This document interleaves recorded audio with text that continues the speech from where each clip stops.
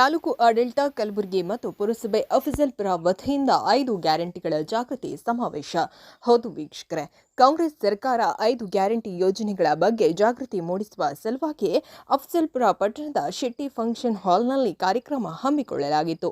ಈ ಕಾರ್ಯಕ್ರಮದ ಉದ್ಘಾಟನೆಯನ್ನು ಶಾಸಕರಾದ ಎಂ.ವೈ. ಪಾಟೀಲ್ ಅವರು ಮತ್ತು ಗ್ಯಾರಂಟಿ ಯೋಜನೆಯ ಫಲಾನುಭವಿಗಳ ಜೊತೆಗೂಡಿ ದೀಪ ಬೆಳಗಿಸುವುದರ ಮೂಲಕ ಕಾರ್ಯಕ್ರಮಕ್ಕೆ ಚಾಲನೆ ನೀಡಿದರು. ನಂತರ ಮಾತನಾಡಿದ ಅವರು, ಸಿದ್ದರಾಮಯ್ಯ ನೇತೃತ್ವದ ಕಾಂಗ್ರೆಸ್ ಸರ್ಕಾರ ಈ ಯೋಜನೆಗಳು ಜಾರಿಗೆ ತಂದಿರುವುದರಿಂದ ಸಾಕಷ್ಟು ಜನರಿಗೆ ಸಹಾಯವಾಗಿದೆ ಎಂದು 5 ಯೋಜನೆಗಳ ಕುರಿತು ಸವಿಸ್ತಾರವಾಗಿ ಮಾತನಾಡಿದರು. ನಂತರ ಫಲಾನುಭವಿಗಳು ತಮ್ಮ ಯಾವ ರೀತಿಯಾಗಿ ಅನುಕೂಲವಾಗಿದೆ ಎಂದು ತಮ್ಮ ಅನಿಸಿಕೆಗಳನ್ನು ಹಂಚಿಕೊಂಡರು.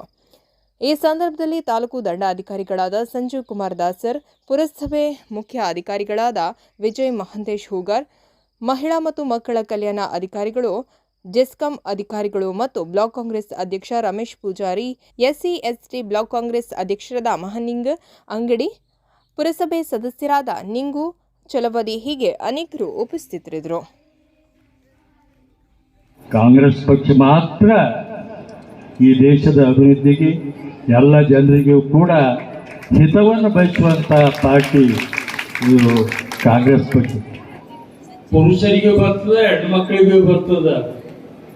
ಆದರೆ ಇವತ್ತು ಘನ ಸರ್ಕಾರದ ವಿಚಾರ ಏನ್ ಮಾಡ್ತು ಅಂತಂದ್ರೆ, ಪುರುಷರಿಗೆ ಎಲ್ಲ ಹಣವನ್ನು ಅವರಿಗೆ ಕೊಟ್ರೆ ನಮ್ಮ ತಾಯಂದರಿಗೆ ಅದು ಮುಟ್ಸಲ್ಲ ಅವರು ತಿಳ್ಕೊಂಡು ಹೆಚ್ಚಿನ ಪ್ರಮಾಣದ ಹಣವನ್ನ ನಿಮ್ಮ ಅಕೌಂಟಿಗೆ ಹಾಕುವಂತ ಕೆಲಸ ನಮ್ಮ ಸರ್ಕಾರ ಮಾಡಿದೆ.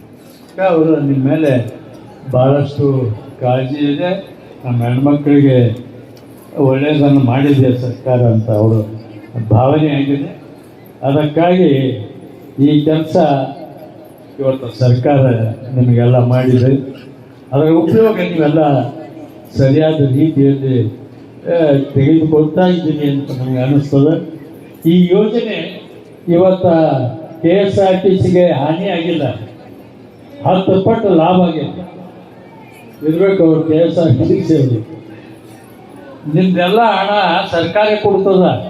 ಸರ್ಕಾರ ತಿಂಗಳಲ್ಲಿ ಹೋಗಿ ಬಸ್ ಡಿಪೋಗೆ ಎಷ್ಟು ಮಂದಿ ಪ್ರವಾಸ ಮಾಡಿರಿ, ಆ ಹಣವನ್ನು ನಾವು ಆ ಡಿಪೋ ಅದರಿಂದ ಇವತ್ತ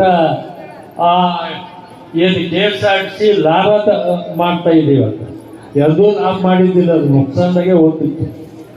ಈ ಯೋಜನೆ ಬಂದ ಮೇಲೆ ಇವತ್ತು ಲಾಭದಾಯಕವಾದಂಥ ಏನು ಇವತ್ತು KSRTC ಆಗಿದೆ ಅಂತೇಳಿ ನನಗೆ ಅನ್ನಿಸ್ತದೆ.